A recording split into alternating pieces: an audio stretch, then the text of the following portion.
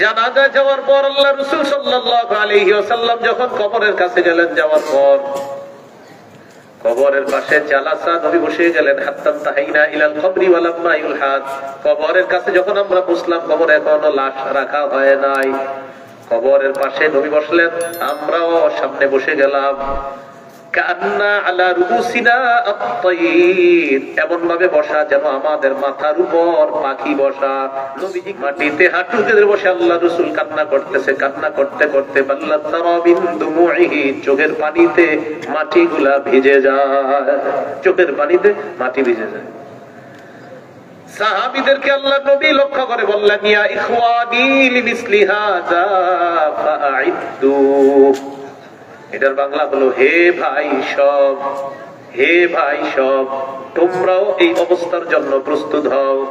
সূরা মুনাফিকুনের 11 নম্বর আয়াতে আল্লাহ বলেন, ওয়ালা ইউআখিরুল্লাহু নাফসান ইযা জাআ আজালুহা, মৃত্যু যখন আসবে আল্লাহ তাআলা কিছুতেই আর কাউকে সামান্য সুযোগ দিবেন না, ওই সময় তার মৃত্যু হয়ে যাবে। এই জন্য আমার আপনার মৃত্যু হবে, কোথায় হবে, কোন জমিনে হবে, কবে হবে এটা জানে আল্লাহ, তবে মৃত্যু হয়ে যাবে এটা নিশ্চিত। 5টি বিষয় আল্লাহ ছাড়া কেউ জানে না। সূরা লুকমানের শেষের দিকে আল্লাহ বলেন,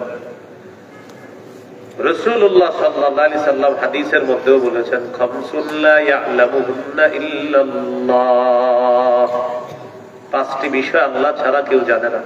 কোন 5টি বিষয়? যে 5টি বিষয়ের কথা আল্লাহ সূরা লুকমানের শেষের দিকে বলেছেন। 1 নম্বর, ইন্নাল্লাহা ইনদাহু ইলমুস সাআ, কিয়ামতের জ্ঞান আল্লাহর কাছে। কিয়ামত কখন কোথায় হবে এটা আল্লাহ জানেন। কিয়ামত কবে হবে এটা আল্লাহ জানেন। কিয়ামত হবে নিশ্চিত, কবে হবে আল্লাহ জানেন, আমরা জানি না। কিয়ামত হবে নিশ্চিত, কবে হবে আল্লাহ জানেন। 2 নম্বর, ওয়া ইউনাজ্জিলুল গায়স, কি পরিমাণ বৃষ্টি কোন জমিনে আল্লাহ নাজিল করবেন, কবে নাজিল করবেন এটা আল্লাহ জানেন। 3 নম্বর, ওয়া ইয়ালামু মা ফিল আরহাম, মায়ের পেটে সন্তান ছেলে হবে না মেয়ে হবে এটা আল্লাহ জানেন। 4 নম্বর, ওয়া মা তাদরি নাফসুম মাযা তাকসিবু গাদা, আগামীকাল কোন মানুষ কি উপার্জন করবে এটা কেউ জানে না, আল্লাহ জানেন। 5 নম্বর, ওয়া মা তাদরি নাফসুম বিআই আরদিন তামুত, কোন মানুষ কোন জমিনে কোথায় মৃত্যুবরণ করবে এটা আল্লাহ জানেন। ওই আওয়াজটা একটু কমায় বাইরে। তাহলে 5টা বিষয় আল্লাহ ছাড়া কেউ জানে না। এর মধ্যে একটা হলো মৃত্যু কোথায় কোন জমিনে হবে এটা কে জানেন? আল্লাহ জানেন। তো মৃত্যু এসে যাবে এটা চূড়ান্ত কথা, কবে আসবে, কখন আসবে, কোন জমিনে আসবে এটা আল্লাহ জানেন। এ হলো আজকের প্রথম আলোচনা। দ্বিতীয় আলোচনা, মৃত্যুর যন্ত্রণা। সবার কাছে আসবে মৃত্যুর যন্ত্রণা। সূরা কফের 19 নম্বর আয়াতে আল্লাহ বলেন, ওয়াজাআত সাকরাতুল মাউতি বিল হক, মৃত্যুর যন্ত্রণা সত্যি সত্যি আসবে। যালিকা মা কুনতা বিনহু তাহিদ, এটা সেই মৃত্যু যে মৃত্যু থেকে তোমরা পালিয়ে বেড়াতে। তাহলে মৃত্যুর যন্ত্রণা আসবে। কাফেরের কাছে মৃত্যুর যন্ত্রণা আসবে, ইমানদারের কাছে মৃত্যুর যন্ত্রণা আসবে। কাফেরদের কাছে যে আসে মৃত্যুর যন্ত্রণা, এই ব্যাপারে কোরআনে আয়াত আছে। সূরা আনআমের 93 নম্বর আয়াতে আল্লাহ তাআলা বলেন, ওয়ালাউ তারা ইযিজ যালিমুনা ফি গামারাতিল মাউত ওয়াল মালাইকাতু বাসিতু আইদিহিম আখরিজু আনফুসাকুম اليوم تجزون عذاب الهون بما كنتم تقولون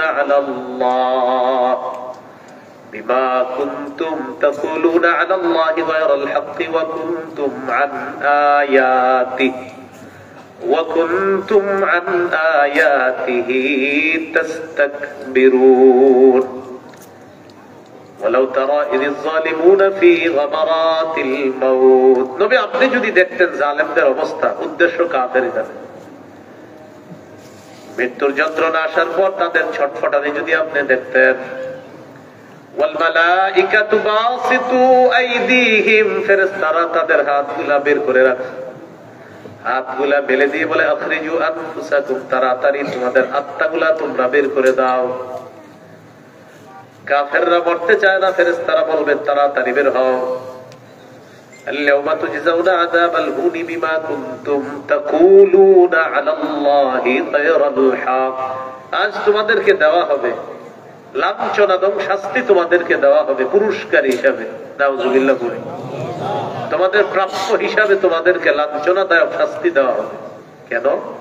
বিমা কুনতুম তাকুলুনা আলাল্লাহি গায়রাল হক, তোমরা আল্লাহর ব্যাপারে অসত্য কথা বলতা, মিথ্যা বলতা। ওয়া কুনতুম আন আয়াতিহি তাস্তাকবিরুন, আল্লাহর আয়াতগুলোর ব্যাপারে তোমরা অহংকার প্রদর্শন করতা। আল্লাহ আমাদেরকে হেফাজত করেন, কুফরি থেকে হেফাজত করেন। তাহলে কাফেরদের মৃত্যুর যন্ত্রণা। আমরা যারা মুসলমান মুমিন, আল্লাহ যেন ঈমান অবস্থায় মুসলমান পরিচয়ে যেন মৃত্যুবরণ করতে পারি, আল্লাহ তৌফিক দান করেন। আমাদের কাছেও মৃত্যুর যন্ত্রণা আসবে। সূরা ওয়াকিয়া 83 থেকে 85 নম্বর আয়াতে আল্লাহ বলেন, ফালাউলা ইযা বালাগাতিল হুলকুম, প্রাণ যখন উষ্টাগত হবে তখন তোমরা সবাই মিলেও মৃত্যু পথযাত্রীকে আটকাতে পারবা না। ওয়া আনতুম হিনাইযিন তানজুরুন, তোমরা শুধু চেয়ে চেয়ে দেখবা।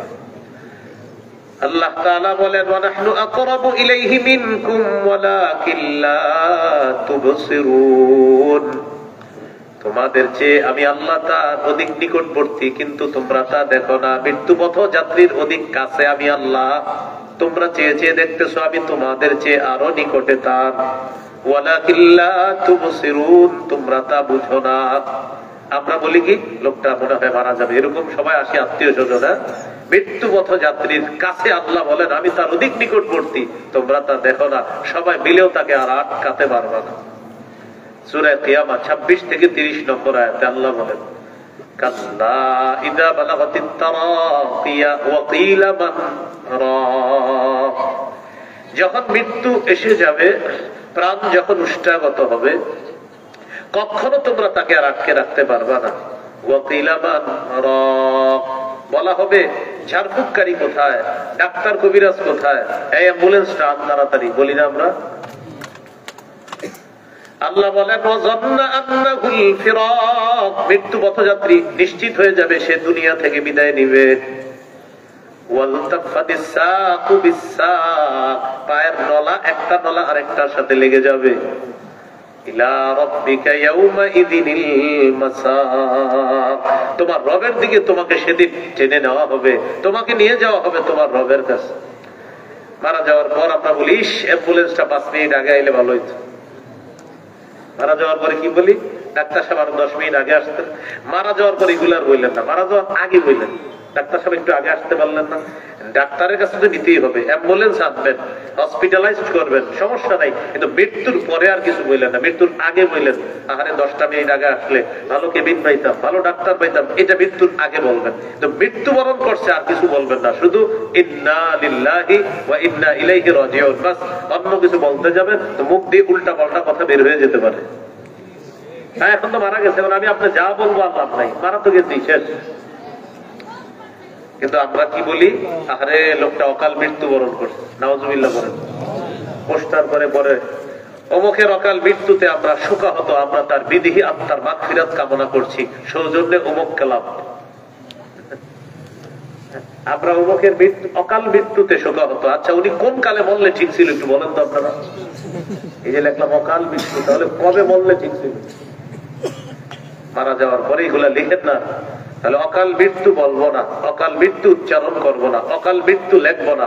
অকাল মৃত্যু কোথাও লেখা দেখলে বুঝিয়ে শুনে লেখাটা কেটে দেওয়ার চেষ্টা করবো, বলেন ইনশাআল্লাহ। অকাল মৃত্যু মানে কি, মানে এখন মরাটা উচিত হয় নেই, তো কবে বললে ঠিক ছিল, নাউজুবিল্লাহ, এটা লিখবেন না।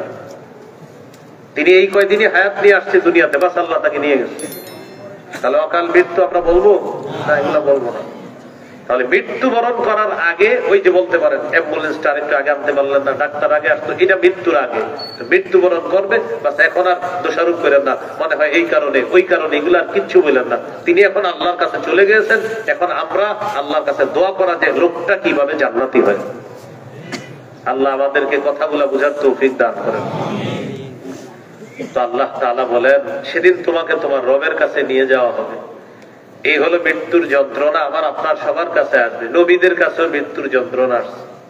সহিহ বুখারীর বর্ণনা, 4449 নম্বর হাদিস, আয়েশা সিদ্দিকা রাদিয়াল্লাহু তাআলা আনহার বর্ণনা। তিনি বলেন, ইন্না মিন নি'মিল্লাহি আলাইয়া আন্না রাসূলুল্লাহি সাল্লাল্লাহু আলাইহি ওয়াসাল্লাম তুওফিয়া ফি বাইতি ওয়া ফি ইয়াওমি ওয়া বাইনা সাহরি ওয়া নাহরি। আমার উপর আল্লাহর নিয়ামত, আল্লাহর অনুগ্রহ, নবীজি আমার ঘরে, আমার দিনে, আমার উপর আল্লাহ রাসূল সাল্লাল্লাহু আলাইহি ওয়াসাল্লামের মাথা মোবারক ছিল। আল্লাহ রাসূল আমার ঘরে, আমার দিনে, আমার সাথে ট্যাগ লাগানো অবস্থায় ছিল। নবী মারা গেছেন আমার ঘরে, আমার দিনে আল্লাহ রাসূল ইন্তেকাল করছেন। এই নিয়ামতটা আল্লাহ আমারে দান করছে। আরেকটা কি নিয়ামত? ওয়া আন্নাল্লাহা জামাআ বাইনা রিকি ওয়া রিকিহি ইনদা মাউতিহি। রাসূলের ইন্তেকালের সময় আমার থুতু আর নবীর থুতু আল্লাহ এক করে দিয়েছে। কিভাবে এক করছে একটু মন দিয়ে শুনলে বুঝবো আমরা। দাখালা আলাইহি আব্দুর রহমান ইবনে আবি বকর সিদ্দিক রাদিয়াল্লাহু তাআলা আনহুমা ওয়া বিয়াদিহি সিওয়াক।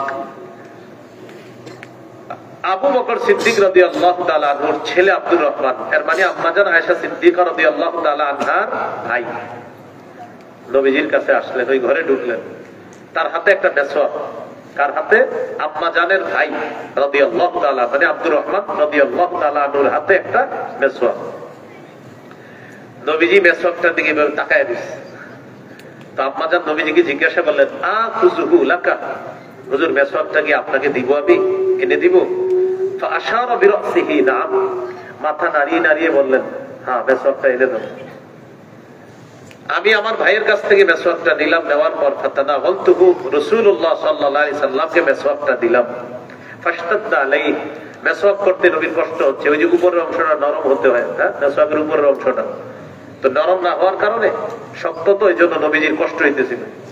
আমি রাসূলুল্লাহ সাল্লাল্লাহু আলাইহি সাল্লামকে বললাম, উলাইয়িনুহু লাকা, হুজুর আমি কি মেসওয়াকটা নরম করে দিব? নবীজি আবার ইশারায় বললেন, হ্যাঁ। ফালাইয়ানতুহু, আমি মেসওয়াকটা নরম করলাম। বলেন তো মেসওয়াক নরম করে কিভাবে? চাবায়া। তো আমি এইভাবে মেসওয়াকটা নরম করলাম। তাহলে আমি নরম করলাম, আমার থুতু লাগলো মেসওয়াকে। এবার নবীজি সাল্লাল্লাহু আলাইহি ওয়াসাল্লামকে মেসওয়াক দিলাম। এবার তিনি মেসওয়াক করলেন। এবার নবীর থুতু মোবারক মেসওয়াকে লাগলো। এইভাবে মেসওয়াকের বরকতে আমার থুতু আর নবীজির থুতু মোবারক রাসূলের ইন্তেকালের সময় আল্লাহ এক করে দিয়েছে। মেসওয়াক করা, এখান থেকে গুরুত্ব বুঝে আসে। 5 ওয়াক্ত নামাজে ওলামা হযরত ছাড়া সামনে যারা সাধারণ জনগণ, সবাই 5 ওয়াক্ত নামাজে মেসওয়াক করছেন? হ্যাঁ, মাশাআল্লাহ। একজন। আর আছেন কেউ? 2 জন, 3 জন, 4 জন, মাশাআল্লাহ 7-8 জন আছেন। এত ব্যস্ততা আপনাদের, অন্যদের কি বলেন মেসওয়াকের সুযোগ পান নাই? হ্যাঁ, আমার চেয়ে বেশি ব্যস্ত না আপনারা। আমি আলহামদুলিল্লাহ আজকে এশার আগেও মেসওয়াক করছি। আজকে মেসওয়াক 3 জায়গায় রাখবেন। কর্মস্থলে মেসওয়াক রাখবেন, বাড়িতে মেসওয়াক রাখবেন, চলার পথে মেসওয়াক রাখবেন। এই জন্য এইভাবে বলি, গাড়ি, বাড়ি, কর্মস্থল 3 জায়গায় মেসওয়াক রাখেন। বাড়িতে কেন রাখবেন? ইনশাআল্লাহ আপনাদের এখান থেকে আমি ঢাকা রওনা করবো। বাড়িতে ঢুইকা, ঘরে ঢুইকে আমার প্রথম কাজ মেসওয়াক করো। কারণ আমার নবী সারাদিন সমস্ত কাজকর্ম যখন করে ঘরে ঢুকতেন, সর্বপ্রথম ঘরে আল্লাহ রাসূল মেসওয়াক দিয়ে তার ঘরের কাজ শুরু করতেন। এরপরে অন্য কাজ, প্রথমে ঢুকে মেসওয়াক করতেন। ঘর থেকে বের হওয়ার সময় নবীজি মেসওয়াক করতেন। তা আপনি এই জন্য ঘরে রাখতেন। আরেকটা হলো কর্মস্থলে আপনি মেসওয়াক রাখবেন। অনেক সময় মনে থাকে না মেসওয়াক নিতে, তো এই জন্য কর্মস্থলে রাখবেন। আরেকটা সবসময় পকেটে। এটা হলো হঠাৎ আসরের সময় রাস্তা হয়ে গেছে, তখন বাস মেসওয়াকটা বের করে মেসওয়াক করে দিবেন। আরেকটা বালিশের পাশে রাখতে পারেন। নবীজির সাহাবী আব্দুল্লাহ ইবনে ওমর রাদিয়াল্লাহু আনহু, তিনি বালিশের পাশে একটা মেসওয়াক রাখতেন। কেন? ওনার যখনই ঘুম ভাঙতো, ঘুম ভাঙলেই উনি বাস দুইটা মেসওয়াক কইরা আবার মেসওয়াকটা রেখে দিত, আবার ঘুমাই যেতেন। বাস ঘুম ভাঙলেই উনি মেসওয়াক করতেন, আবার ঘুমাই যেতেন।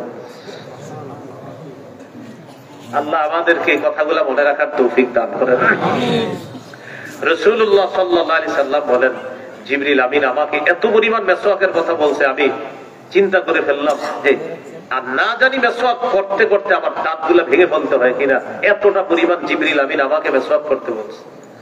রাসূলুল্লাহ সাল্লাল্লাহু আলাইহি সাল্লাম বলেন, আমার উম্মতের জন্য যদি কষ্টকর মনে না করতাম, তাহলে উম্মতকে আমি 5 ওয়াক্ত নামাজে ওযুর আগে মেসওয়াক করা আবশ্যক করে দিতাম। কিন্তু আবশ্যক করি না, উম্মতের কষ্ট হবে, না হয় আবশ্যক করে দিতাম। দেখেন এখান থেকে হাদিস বোঝা উচিত, নবীজির মন চাইতেছে কি যে উম্মত মেসওয়াক করো। আমি পারলে যদি পারতাম যে তোমাদের জন্য 5 ওয়াক্ত নামাজের আগে মেসওয়াকটা করে দিতাম তো তোমাদের সবার কষ্ট হবে, এই জন্য আমি বাধ্যতামূলক করি নাই। কিন্তু বাধ্যতামূলক নবী করে নাই কথা থেকে কিন্তু বুঝে আসতেছে যে নবী চাইতেন আমার উম্মত সবাই মেসওয়াক করুক। তাহলে কি বলেন, একটু মেসওয়াক করা যাবে না ইনশাআল্লাহ? তাহলে সবাই মেসওয়াক কিনে নিবেন, হ্যাঁ ইনশাআল্লাহ। 3টা কিনে নিবেন, 3টা, একটা ঘরে রাখবেন, আর একটা পকেটে, আর একটা যেখানে কর্মস্থল ওখানে। যারা ড্রাইভার আছেন, গাড়ি চালান, অটো চালান, রিক্সা চালান, আপনি অটোর ভিতরে একটা মেসওয়াক রেখে দিবেন ইনশাআল্লাহ। আপনার জীবন আল্লাহ বরকতময় বানায় দিবেন ইনশাআল্লাহ। তাহলে ইন্তেকালের আগে কিসের দিকে নবী তাকায় ছিলেন? মেসওয়াক। হ্যাঁ, মেসওয়াক করলেন। মেসওয়াক করার পর পাশে একটা পানির পাত্র ছিল, এই পানির পাত্রে নবী হাত ঢুকাইতেছিলেন। হাত বের করে এইভাবে চেহারা বসতেছিলেন আর বলতেছিলেন, ইন্নালিল মাউতি সাকারাত, আশা মৃত্যুর খুব যন্ত্রণা। ইন্নালিল মাউত, নিশ্চয় মৃত্যুর, সাকারাত অনেক যন্ত্রণা, আশা মৃত্যুর খুব যন্ত্রণা। এইভাবে বলতেছিলেন, চেহারা মুবারক বুঝতেছিলেন। হাত উপরের দিকে উঠাইলেন, উঠিয়ে বললেন, লা ইলাহা ইল্লাল্লাহ আল্লাহুম্মা ফির রাফিকিল আ'লা। আল্লাহ ছাড়া কোনো ইলাহ নাই, আল্লাহ সর্বোত্তম শ্রেষ্ঠ বন্ধু, আপনার কাছে আমি চলে যেতে চাই। ওটা আরো ব্যাখ্যা আছে। এইটা বলে আল্লাহ রাসূল সাল্লাল্লাহু আলাইহি সাল্লাম ফামালাত ইয়াদুহু, হাতটা পড়ে গেল, হাত মুবারক। আম্মা জান বুঝতে পারলেন আল্লাহ রাসূল সাল্লাল্লাহু আলাইহি সাল্লাম দুনিয়া থেকে বিদায় নিয়েছেন। আপনাদেরকে পুরা রাসূল সাল্লাল্লাহু আলাইহি সাল্লামের ইন্তেকাল পুরাটা শোনানো আমার মাকসাদ না, উদ্দেশ্য ছিল নবীর এই কথা শোনানো। নবী বললেন, ইন্নালিল মাউতি সাকারাত, মৃত্যুর যন্ত্রণা। তাহলে 1 নাম্বার আজকে আলোচনা জানলাম, মৃত্যু আসবে সবার জীবনে। 2 নাম্বার আলোচনা জানলাম, মৃত্যুর যন্ত্রণা। বাকি আমাদের সকলকে আল্লাহ ঈমান নসিব যেন করে দেয়, ঈমানের সাথে যেন মরতে পারি, আল্লাহ তৌফিক দান করেন। সূরা ইউসুফের একটা আমল আছে, 101 নম্বর আয়াত। কোন সূরা ভাই? সূরা ইউসুফ। কত নম্বর আয়াত? 101 নম্বর আয়াত। একটু বলি আমরা সবাই, ফাতিরাস সামাওয়াতি ওয়াল আরদ, ফাতিরাস সামাওয়াতি ওয়াল আরদ আনতা ওয়ালিয়্যি ফিদ দুনিয়া ওয়াল আখিরাহ তাওয়াফফানি মুসলিমান ওয়া আলহিকনি বিস সালিহিন।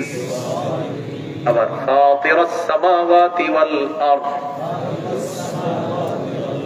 আনতা ওয়ালিয়্যি ফিদ দুনিয়া ওয়াল আখিরাহ তাওয়াফফানি মুসলিমান ওয়া আলহিকনি বিস সালিহিন। হে আসমান জমিনের সৃষ্টিকর্তা, দুনিয়া আখিরাতে আপনি আমার অভিভাবক, আমাকে মুসলমান অবস্থায় মৃত্যু দিয়েন।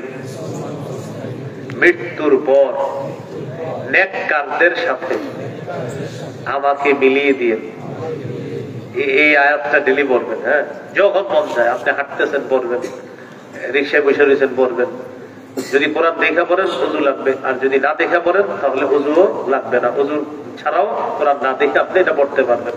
আর কোরআন খুলে যদি পড়েন তাহলে কি লাগবে? ওযু লাগবে। তো এই আমলটা কিন্তু আপনি করতে পারেন, করা যাবে না ইনশাআল্লাহ। হ্যাঁ, এটা 13 পারা 6 নম্বর পৃষ্ঠা, হাফিজি কোরআন মাজিদ অনুযায়ী 13 পারা 6 নম্বর পৃষ্ঠা, সূরা ইউসুফের 101 নম্বর আয়াত। এই দোয়াটা আপনারা, কোরআনের দোয়া, আল্লাহ শিখিয়ে দিতেছে এই দোয়া। ইউসুফ আলাইহিস সালাতু ওয়াস সালাম নেতৃত্ব, রাজত্ব পাইছে, রাজত্ব পাওয়া সত্ত্বেও ইউসুফ নবী আল্লাহর কাছে এই দোয়া করতেন। তাহলে আমরা সবাই এই দোয়াটা করব, আল্লাহ তৌফিক দান করেন। রাসূলুল্লাহ সাল্লাল্লাহু আলাইহি সাল্লামের মৃত্যুকে কেন্দ্র করে কিছু জাল বর্ণনা আছে। এই বর্ণনাগুলো আমরা হয়তো অজান্তে অনেকে বলে ফেলছে মাইকের সামনে, আর আমরা এগুলা শুনেছি। তো এই বর্ণনাগুলা থেকে আমাদের বিরত থাকা দরকার। যেমন আপনারা এরকম শুনেছেন জীবনে অনেক বর্ণনা, মালাকুল মাউত নবীজির কাছে আসছে, আসার পর একজন গ্রাম্য ব্যক্তির রূপ ধারণ করে আসছে। হ্যাঁ, আসার পরে অনুমতি চাইছে যে আল্লাহ আমি কি আপনার নবীর কাছে যাব? তো আয়েশা বলছে যে আমার নবীর কাছে মালাকুল মাউত আসছে। আসার পরে মানে অনেক সুন্দর করে এটা বলা হয় যে মালাকুল মাউত আসছে, আসার পরে বলছে আমি কি আপনার জান নিব কিনা, বারবার অনুমতি চাইছে, পরে অনেক সুন্দর একটা ঘটনা বলা হয়। তো যাই হোক, এই ঘটনাগুলা যাদের মুখ থেকে বের হয়ে গেছে তারাও হয়তো কোনো বইয়ের মধ্যে পাইছে। এই ঘটনা যিনি জাল করেছেন দুনিয়াতে, তার নাম হলো আব্দুল মুনঈম ইবনে ইদ্রিস নামে এক ব্যক্তি। এই জাল বর্ণনাটা দুনিয়াতে ছড়ায়া দিচ্ছে। তার এই জাল বর্ণনাটা বিভিন্ন বাংলা চটি বইয়ের মধ্যেও পাওয়া যায়। ওইটা দেখা দেখা হয়তো অনেকে মুখস্থ করে আলোচনা, তারা হয়তো অজান্তে মাইকে এই ঘটনাগুলো বলে ফেলে, এবং আপনারা হয়তো ইমোশন হয়ে গিয়েছেন এই ঘটনা শুনে অনেক। বাকি ঘটনাটা জাল। বলেন এই ঘটনাটা কি? যে মালাকুল মাউত নবীজির কাছে আসছে, গ্রাম্য ব্যক্তির রূপ ধারণ করে এসে অনুমতি চাইছে, ঘটনাটি জাল। সঠিক ঘটনা হলো ওই যে বললাম, আল্লাহ রাসূল আম্মা জানা আয়েশা সিদ্দিকা রাদিয়াল্লাহু তাআলা আনহার ঘরে ইন্তেকাল করছেন। সঠিক ঘটনা এটা। মৃত্যুকে কেন্দ্র করে আরেকটা ঘটনা আপনারা শুনছেন। ফাতেমা রাদিয়াল্লাহু তাআলা আনহা যখন ইন্তেকাল করছে, তখন তার লাশ কবরে রাখছে নবীর এক সাহাবী আবু যর গিফারি রাদিয়াল্লাহু তাআলা। এরকম একটা ঘটনা শুনছেন আপনারা। রাখার পর কবরকে বলছে, কবর তুমি কি জানো তোমার মাঝে কাকে রেখে গেলাম? কবর কোনো জবাব দেয় না। শুনছেন না? ভিত্তিহীন বর্ণনা। পরে কবর জবাব দেয় না বলে আবার বলছে, কবর তুমি জানো কাকে রেখে গেলাম? হাসান হুসাইনের মাকে। কবর জবাব দেয় না, ভিত্তিহীন বর্ণনা। পরে কবরকে আবার বলছে, কবর জানো কাকে রেখে গেলাম? মুহাম্মদ সাল্লাল্লাহু আলাইহি সাল্লামের কন্যাকে রেখে গেলাম। কবর কোনো জবাব দেয় না, ভিত্তিহীন বর্ণনা। টোটাল বর্ণনাটা ভিত্তিহীন। এরকম ঘটনাও আপনারা শুনেছেন, শুনে থাকতে পারেন। সে ভাই সত্যি বলছি আমি, ঘটনা ভিত্তিহীন বর্ণনা। সঠিক বর্ণনা হলো সহিহ বুখারীতে আছে, ফাতেমা রাদিয়াল্লাহু তাআলা আনহা ইন্তেকাল করলেন। করার পর হযরত আলী রাদিয়াল্লাহু তাআলা তিনি নিজে জানাজা পড়াইছেন, তিনি কবরে লাশ দাফন করতেন। এত সঠিক বিশুদ্ধ বর্ণনা থাকতে কেন এই জাল বর্ণনা শুনতে হবে, বলতে হবে? বলেন। আল্লাহ আমাদেরকে হেফাজত করেন। আরেকটা বর্ণনা আপনারা শুনেছেন, সেটা হলো মালাকুল মাউত মুসা নবীর কাছে আসছে, আসার পর তিনি কি করছেন? থাপ্পড় দিচ্ছেন। এটা বুখারীতে আছে, এটা সঠিক বর্ণনা। তাহলে মালাকুল মাউতকে মুসা নবী কি করছে? একটা থাপ্পড় দিয়েছে, শুনছেন না? পরে উনি গেছে আল্লাহর কাছে। এটা আবার সঠিক বর্ণনা, এটা বুখারীতে আছে। তাহলে মালাকুল মাউত গ্রাম্য ব্যক্তি রূপ ধরে নবীর কাছে আসছে, এটা কি বর্ণনা বলেন তো? জাল বর্ণনা। ফাতেমা রাদিয়াল্লাহু তাআলা আনহা লাশ রাইখা আবু যর গিফারি কবরের সাথে কথা বলছে, ভিত্তিহীন বর্ণনা। আর মুসা নবী মালাকুল মাউতকে থাপ্পড় দিছে, এটা সঠিক বর্ণনা। এই জন্য আমরা কি করি, ওই সঠিক ব্যাঠিক শুনতে শুনতে সঠিক আর ব্যাঠিকের পার্থক্যগুলো অনেক সময় হারিয়ে ফেলি। তো যাই হোক, আজকে বলে দিলাম। এই জন্য আমরা হয়তো শুনেছি বা অনেকে আমরা বলে ফেলি, তো এটা ঠিক না, আসলে সঠিক না বর্ণনাগুলা। আল্লাহ আমাদেরকে অশুদ্ধ থেকে বেঁচে বিশুদ্ধ বিষয়গুলো আমরা সবাই যেন সুন্দরভাবে আমাদের জীবনটা সাজাইতে পারি, আল্লাহ তৌফিক দান করেন। এইগুলো আজকের দ্বিতীয় আলোচনা। একটা গেল মৃত্যু, আর একটা গেল মৃত্যুর যন্ত্রণা।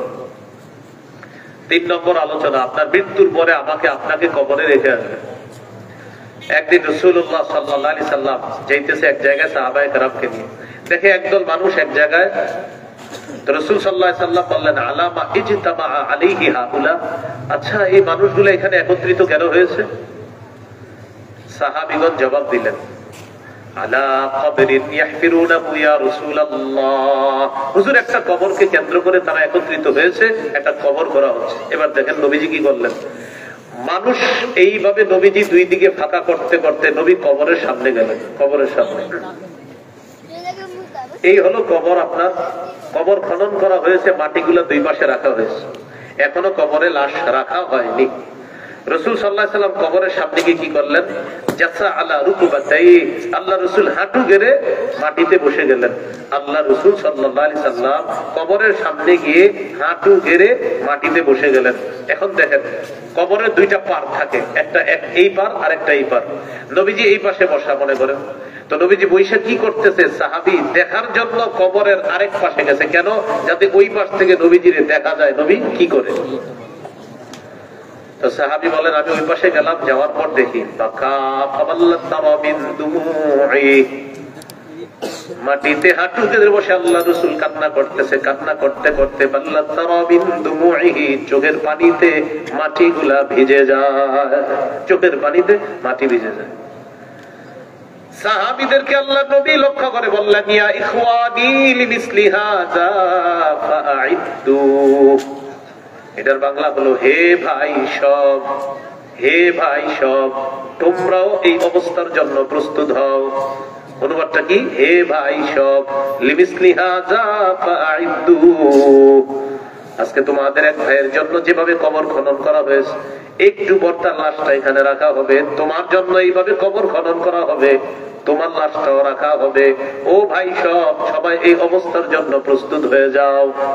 এই কথা কবর দেখে আল্লাহ নবী বললেন। তো সাহাবী বারা ইবনে আযিব রাদিয়াল্লাহু তাআলা আনহুর একটা লম্বা বর্ণনা মুসনাদে আহমদে আসছে, হাদিসটা 18557 নম্বর হাদিস। আবু দাউদে আছে একটু ছোট, মুসনাদে আহমদে আরেকটু বড়। এই হাদিসের মধ্যে আছে খরাজনা মা রাসূলিল্লাহি সাল্লাল্লাহু আলাইহি ওয়াসাল্লাম ফি জানাজাতি রাজুলিন মিনাল আনসার। নবীজির সাথে গেলাম এক আনসারী সাহাবীর জানাজায়। জানাজায় যাওয়ার পর আল্লাহ রাসূল সাল্লাল্লাহু আলাইহি ওয়াসাল্লাম যখন কবরের কাছে গেলেন, যাওয়ার পর কবরের পাশে জালাসা নবী বসে গেলেন। হাত্তা তাহাইনা ইলাল কবরি ওয়া লাম্মা ইউলহাদ। কবরের কাছে যখন আমরা বসলাম, কবরে এখনো লাশ রাখা হয় নাই। কবরের পাশে নবী বসলেন, আমরাও সামনে বসে গেলাম। কান্না আলা রুসিনা আত-তায়র, এমন ভাবে বসা যেন আমাদের মাথার উপর পাখি বসা। নবীজি কি করতেছেন? এইভাবে হাতে একটা লাঠি আছে, বিয়াদিহি উদুন ইয়ানকুতু বিহি ফিল আরদ, লাঠি দিয়ে মাটিতে আঁকাআঁকি করতেছে। এভাবে ফারাফা রাসা, মাথা উঠাইছে। উঠার পর বললেন ইস্তাইযু বিল্লাহি মিন আযাবিল কবরি মাররাতাইনি আও সালাসা, তোমরা কবরের আযাব থেকে আল্লাহর কাছে পানাহ চাও। দুইবার বা তিনবার কথাটা বললেন। নবীজি বলেন ইন্নাল আবদাল মুমিনা ইযা কানা ফি ইনকিতাইম মিনাদ দুনিয়া ওয়া ইকবালিম মিনাল আখিরাহ, ইমানদার বান্দা যখন দুনিয়া থেকে বিদায় নেওয়ার সময় হয়, আখিরাতের দিকে রওনা করে, নাযালা ইলাইহি মালাইকাতুম মিনাস সামা বিদুল ওয়ুজুহ কান্না ওয়ুজুহুম আশ-শামস, সূর্যের মতো চেহারা সুন্দর, অসংখ্য অগণিত ফেরেশতা আসমান থেকে দুনিয়াতে আসে ইমানদার বান্দার আত্মাটা স্বাগত জানানোর জন্য। আমার আপনাকে যেন আল্লাহ এই মৃত্যু নসিব করে। মাআহুম কাফলুম মিন আকফানিল জান্নাহ ওয়া হাদুতুম মিন হাদুতিল জান্নাহ, ফেরেশতাদের সাথে জান্নাতের কাফনের কাপড় আর জান্নাতের সুগন্ধি। হাত্তা ইয়াজলিসু মিনহু মাদ্দা বসরিহি, ইমানদার ব্যক্তির দৃষ্টি যেই পরিমাণ যায়, দৃষ্টির শেষ সীমানা পর্যন্ত ফেরেশতারা দুইটা সারি হয়ে ইমানদারের দুই পাশে বসে যায়, সারিবদ্ধভাবে বসে অপেক্ষা করে। সুম্মা ইয়াজিউ ইলাইহি মালাকুল মাউত হাত্তা ইয়াজলিসা ইনদা রাসি, এরপর মৃত্যুর ফেরেশতা আসে ইমানদারের কাছে, তার মাথার সামনে আসে।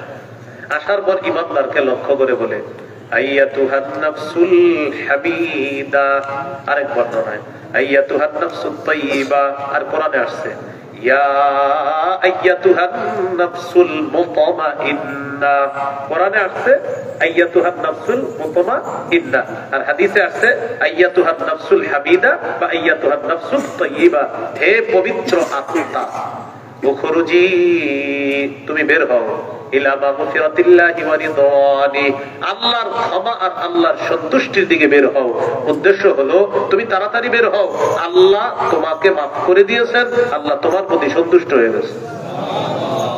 আর কোরআনের ভাষাটা এমন ইরজিই ইলা রাব্বিকি রাদিয়াতাম মারদিয়া, তুমি তোমার রবের দিকে বের হও, তাড়াতাড়ি ফিরে আসো রবের দিকে।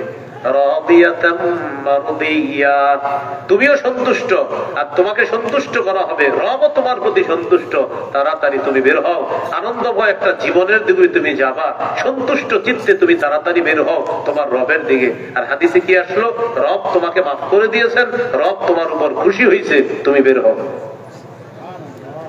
তাখরুজু তাসিলু কামা তাসিলুল কাতরাতু মিন ফিস সিকার, পানি ফেলে দিবেন, পানির শেষে ফোঁটাগুলা যে পড়ে, এই পানির ফোঁটা আস্তে আস্তে যেইভাবে বের হয়, ইমানদারের আত্মাটা এইভাবে বের হয়ে আসবে, মালাকুল মাউত আত্মাটা নিবে।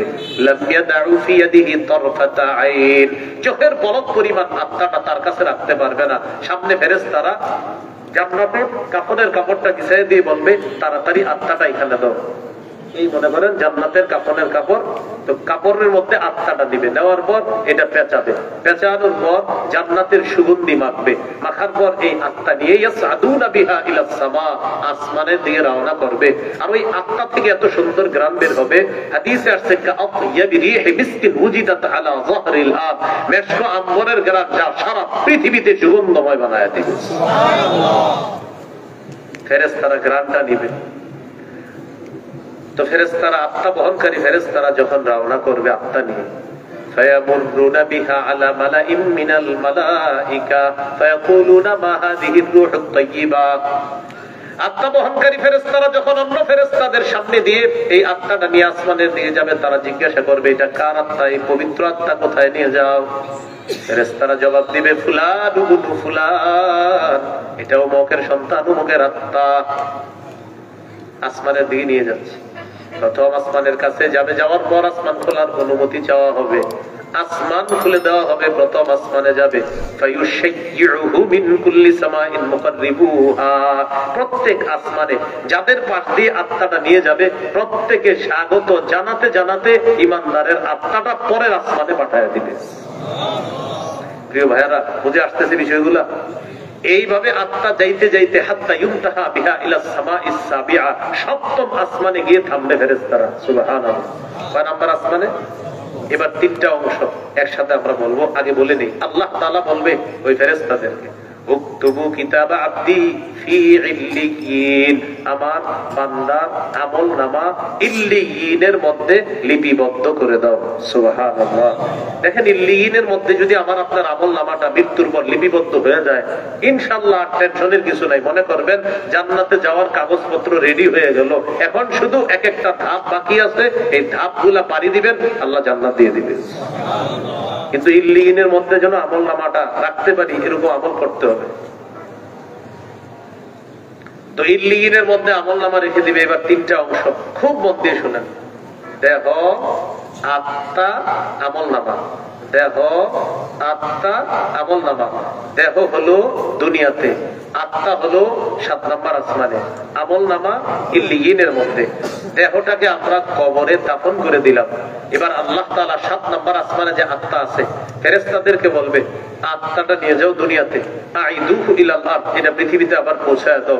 তুআদু রূহুহু ফি জাসাদিহি কামা কানা, ইমানদার বান্দার দেহের মধ্যে আত্মাটা আবার ফিরিয়ে দেওয়া হবে যেইভাবে ছিল। এই আত্মা ফিরিয়ে দেওয়ার পর ফায়াতিয়ানিহি মালাকান, দুইজন ফেরেশতা আসার পর ফায়ুজলিসানিহি, তাকে বসাবে, বসানোর পর বলবে মান রব্বুকা, তোমার রবকে জবাব দাও। বান্দা জবাব দিবে রব্বি আল্লাহ, আমার রব হলেন আল্লাহ। আমাদের রবকে আল্লাহ। 2 নম্বর, মা দিনুকা, তোমার ধর্ম কি? দিনিয়াল ইসলাম, আমার ধর্ম হলো ইসলাম। আমাদের আকীদা আসমানে জমিনে আল্লাহর দিন একটাই। বলেন, আসমানে জমিনে আল্লাহর দিন কয়টা? একটা। আকীদাতুত তাওহীদে আছে দীনুল্লাহি ফিল আরদি ওয়াস সামাই ওয়াহিদুন, আসমানে জমিনে আল্লাহর দিন একটাই।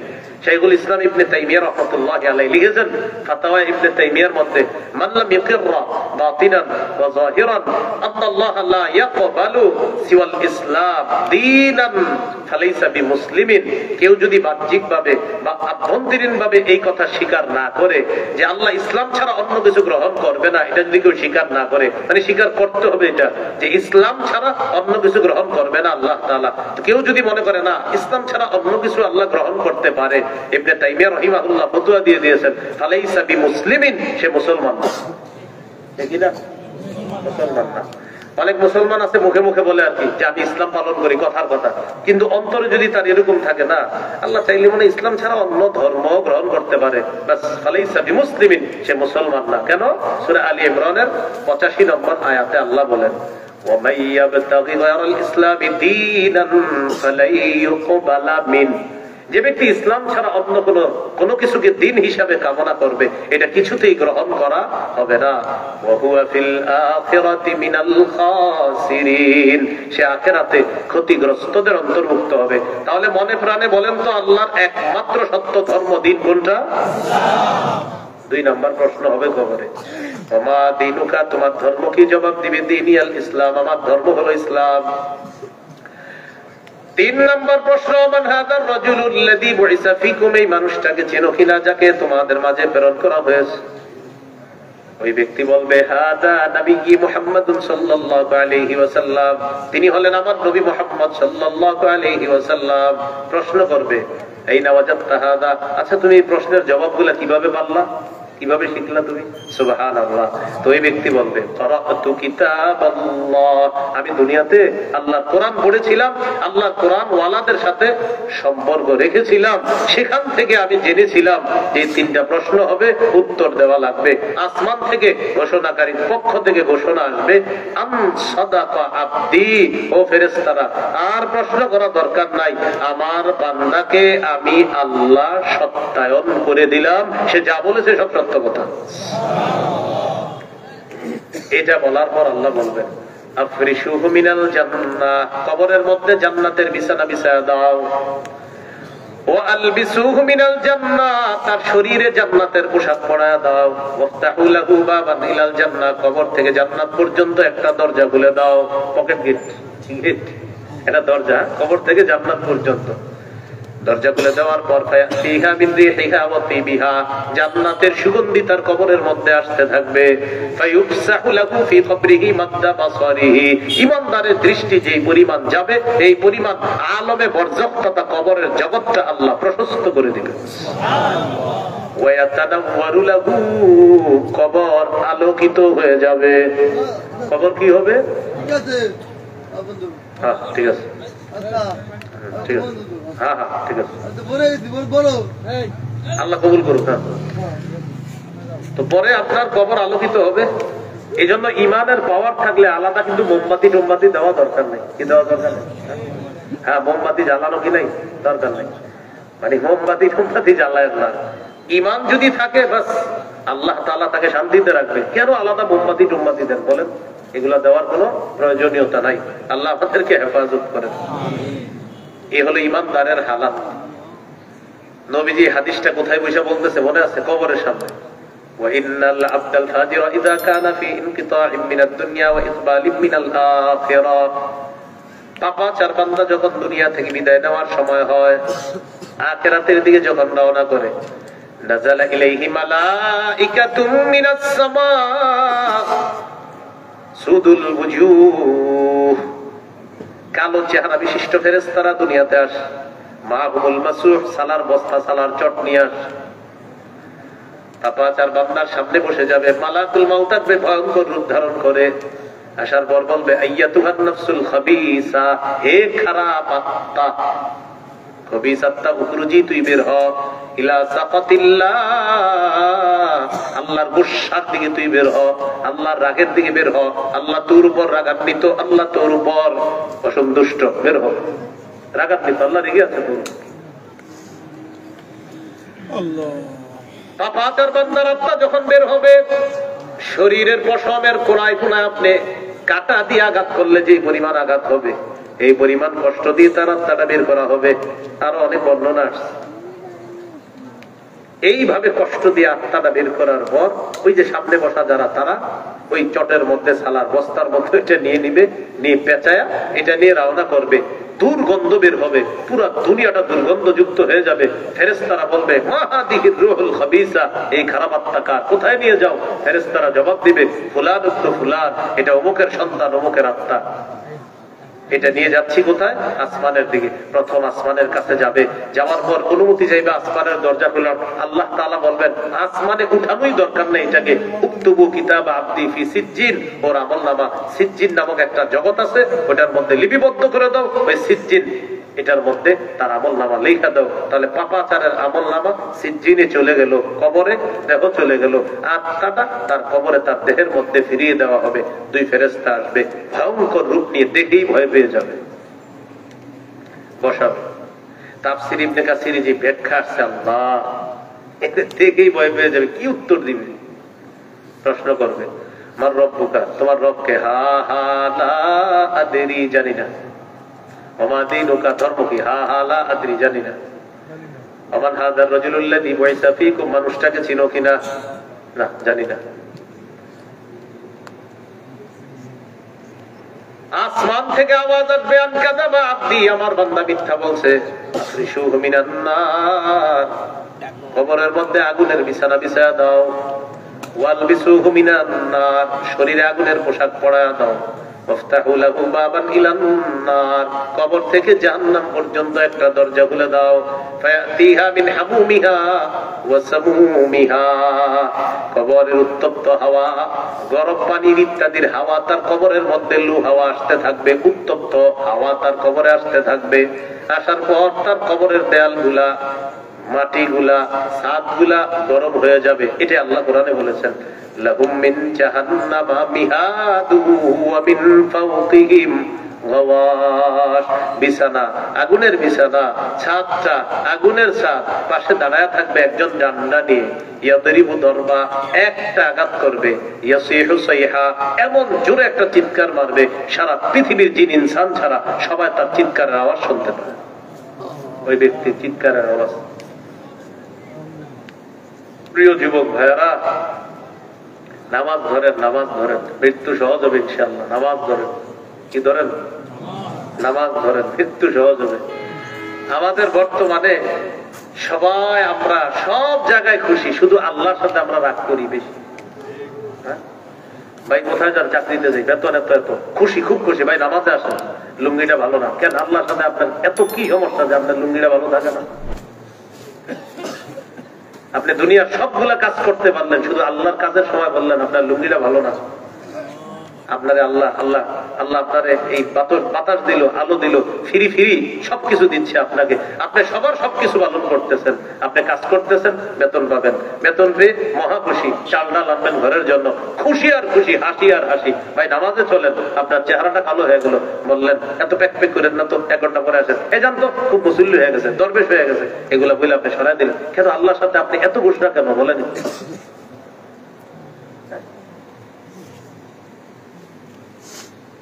সবাই দেখবেন সব কাজ ঠিক আছে, শুধু আল্লাহর কাজে হাজারো ব্যস্ততা, শুধু আল্লাহর কাজে হাজারো ব্যস্ততা। আল্লাহ হেফাজত করেন। মাইক দেন ভাইয়েরা, নামাজ পড়ছেন? পড়েননি? ডেলি পড়েননি? হ্যাঁ, আপনারা বেশি শোনেন না, বলেন তো তারা বেশি আর নামাজ দেওয়া দরকার? আপনারা মহব্বতে বললাম, ডেলি নামাজ পড়েন, আল্লাহ বরকত দিব ব্যবসায়। এই ব্যবসায় গানে বাদ দেন, নেওয়া লাগবে না, এই যে নামাজ পড়বেন, এটা দেখবেন এই হালাল কাজে আল্লাহ বরকত দিবে। আপনারা নামাজ পড়েননি? ইনশাআল্লাহ 5 ওয়াক্ত নামাজ সবাই পড়বেন। জীবনে একটা প্রতিজ্ঞা করে ফেলবেন যে আমার জীবনে যত ব্যস্ততা থাক, একটা কাজে আমার কোনো ব্যস্ততা নাই, নামাজ। আমরা কি করি দেখেন, একটু চিন্তা করেন, আজকে একটু চিন্তা করেন আমার এই কথাটা আপনি, যে আমি দুনিয়ার সব কাজে খুশিতে করি, আল্লাহর কথাটা বললেই সমস্যা, আমার লুঙ্গি সমস্যা, আজকে না কালকে। কি বলেন, সত্যি কথাটা না? তাহলে আপনি কার সাথে আপনি খালি রাগ করতেছেন না? আপনি দুনিয়ার সবার সাথে খুব সন্তুষ্ট, খুব ভালো, আল্লাহর কথাটা বললেই লুঙ্গি ভালো না, আজকে না কালকে। কেন? আজকে আল্লাহ আপনাদের খাওয়াইতেছে না, আজকে কেন বলবেন না? নামাজ পড়ে ইনশাআল্লাহ মৃত্যু সহজ হবে। নামাজ পড়ে আল্লাহ আমাদেরকে কথাগুলো মনে রাখার তৌফিক দান করুন। নবীজি কবরের সামনে বসে বলতেছে, কবরের আযাব থেকে বাঁচাও। এই হলো পাপাচার বান্দার অবস্থা। আল্লাহ আমাদের সকলকে কবরের প্রস্তুতি নেওয়ার তৌফিক দান করুন। মৃত্যুর পর প্রথমে কোথায় যাব? এই হাসরের ময়দানে চলে যাব না কবরে? এইখান থেকে যদি ওই আমলনামাটা মনে আছে, ইনি যদি লেখাইতে পারি ইনশাআল্লাহ, ফামা বা'দাহু আইসার, পরের সবগুলা কাটি ইনশাআল্লাহ, নবী বলছে অধিকতর সহজ হয়ে যাবে। এই হলো আজকের 3 নম্বর আলোচনা, কবরের জগৎ কাটানোর পর হাসর।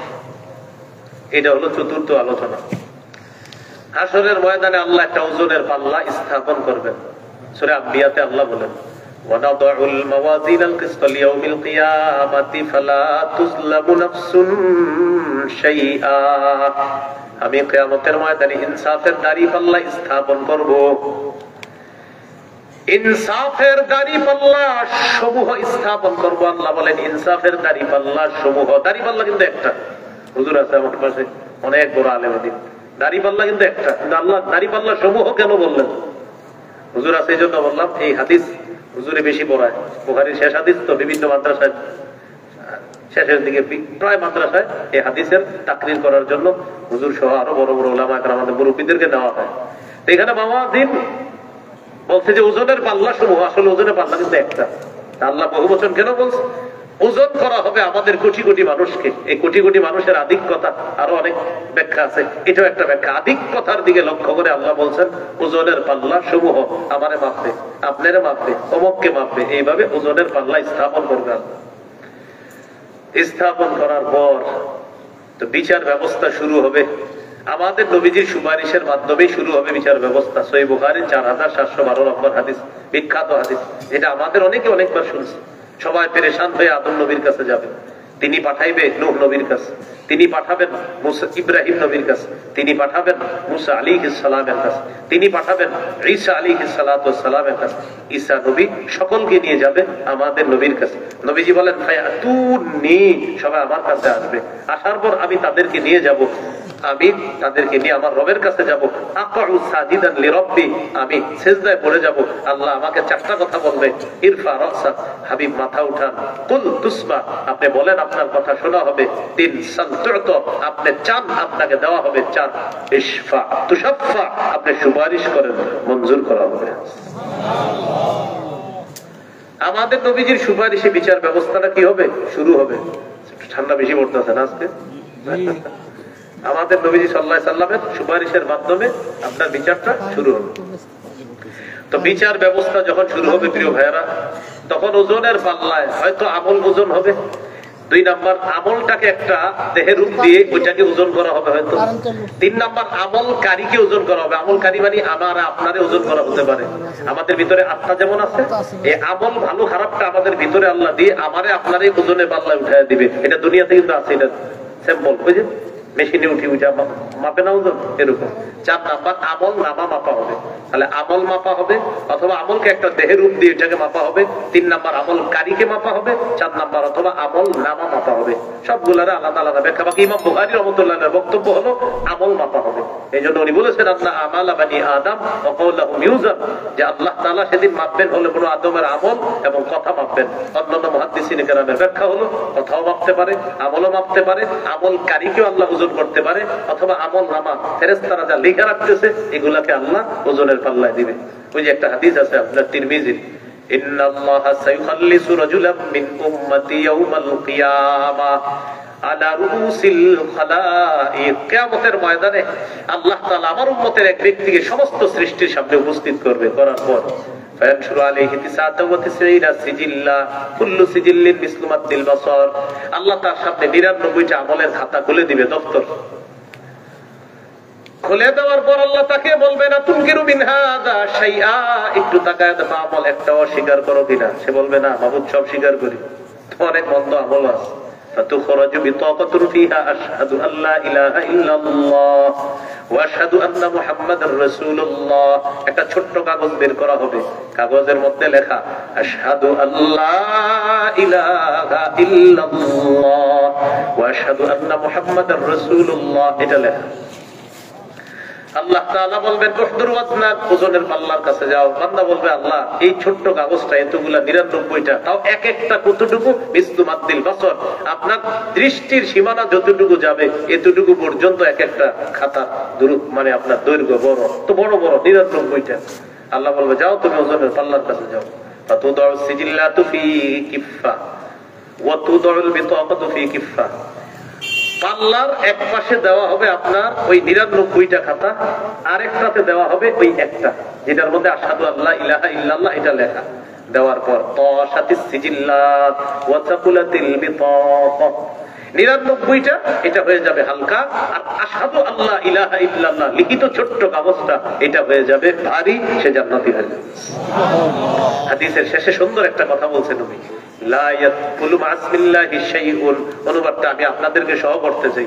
বলেন আল্লাহর নামের সাথে কোনো কিছু ওজনে পারে না। সুবহানাল্লাহ, মানে আল্লাহর নামের মতো কোনো কিছু ওজন বলা হবে না, আল্লাহর নামের সাথে কোনো কিছু ওজন হবে না। এজন্য আল্লাহর নাম সবচেয়ে ওজন, সবচেয়ে ভারী আল্লাহ। সুবহানাল্লাহ। তো কিয়ামতের ময়দানে বিচার হবে। বিচার ব্যবস্থা হওয়ার পর 2টা গ্রুপ হবে, একটা গ্রুপের নাম হবে সৌভাগ্যবান, আর একটা নাম হবে হতভাগা।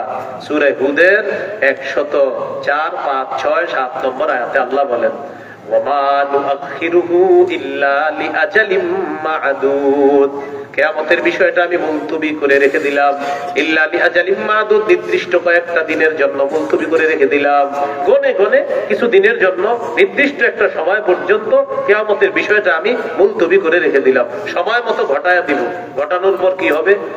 ইয়াউমা ইয়াতি লা তাকাল্লামু নাফসুন ইল্লা বিইজনি, সেদিন আল্লাহর অনুমতি ছাড়া কেউ কথা বলবে না। ফামিনহুম শাকিয়্যু ওয়া সাঈদ, তাদের একদল হবে হতভাগা আর একদল হবে সৌভাগ্যবান। এখন হতভাগা কারা, সৌভাগ্যবান কারা? এটা আবার সূরা হাক্কর মধ্যে আছে। আল্লাহ বলেন ফাআম্মা মান উতিয়া কিতাবাহু বিয়ামিনি, যার আমলনামা ডান হাতে দেওয়া হবে, ফায়াকুলু হাউম ইকরাউ কিতাবিয়া, অন্যদের কাছে গিয়ে সে আমলনামা দেখায় বলবে, দেখো আমার আমলনামাটা পড়ো, এই যে দেখো আমার আমলনামা পড়ে দেখো। ইন্নী যানানতু আন্নী মুলাকিন হিসাবিয়া, আমি জানতাম আমি হিসাবের মুখোমুখি হব, এটা আমি জানতাম। ফাহুয়া ফি ঈশাতির রাদিয়া, আল্লাহ বলেন সে আনন্দময় জীবনের মধ্যে থাকবে। ফি জান্নাতিন আলিয়া, উঁচু জান্নাতে থাকবে। কুতুফুহা দানিয়া, জান্নাতের বাগানের ফল গাছের ফলগুলার ছড়িগুলা তার মুখের কাছে আসবে। আল্লাহ তখন বলবেন কুলু ওয়াশরাবু হানিআম বিমা আসলাফতুম ফিল আইয়ামিল খালিয়া, খাও পান করো যেভাবে মন চায়, যতক্ষণ মন চায়, যতটুকু মন চায়, প্রচুর পরিমাণে খাইতে থাকো, পান করতে থাকো। ফেলে আসা জীবনে যা করেছো এর বিনিময়ে আমি আল্লাহ দান করলাম। হানিআ, ওইখানে আবার একটা বিষয়, আমরা অনেক সময় লবণ খাওয়ার সময় বলি অনেকে আল্লাহুম্মা হানিআম মারিআ, এটা লবণ খাওয়ার দোয়া না। কি বলে?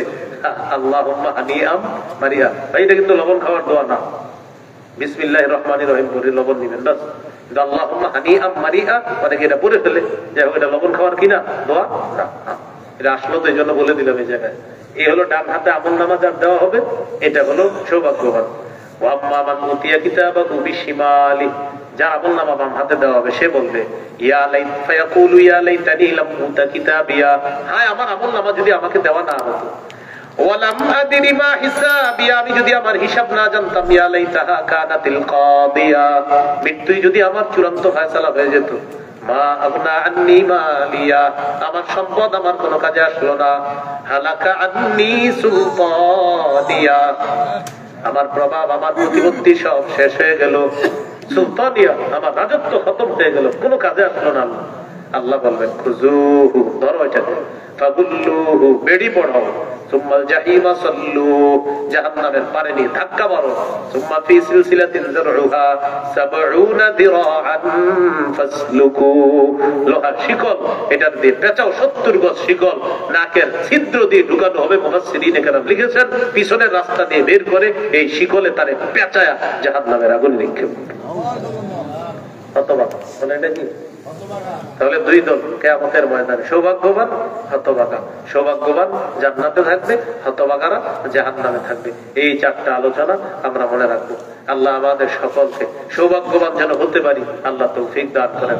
তাহলে মৃত্যু আসবে, মৃত্যুর যন্ত্রণা আসবে, কবরের আযাব সত্য। 4 নাম্বার, কিয়ামতের ময়দানে বিচার ব্যবস্থার পর সৌভাগ্যবান হতভাগা।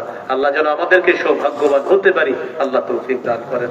সুবহানাল্লাহি ওয়া বিহামদিহি, সুবহানাকাল্লাহুম্মা ওয়া বিহামদিকা, আশহাদু আল্লা ইলাহা ইল্লা আনতা, আস্তাগফিরুকা ওয়া আতুবু ইলাইক। দোয়া তো হুজুর করবে, হুজুরই করতেন দোয়া, হুজুর যেহেতু আদেশ করছেন এই জন্য আদেশ পালন করতেছি। আল্লাহুম্মা সাল্লি আলা মুহাম্মাদি ওয়া আলা আলি মুহাম্মাদ কামা সাল্লাইতা আলা ইব্রাহিম ওয়া আলা আলি ইব্রাহিম ইন্নাকা হামিদুম মাজিদ, ওয়া বারিক আলা মুহাম্মাদ ওয়া আলা আলি মুহাম্মাদ কামা বারাকতা আলা ইব্রাহিম ওয়া আলা আলি ইব্রাহিম।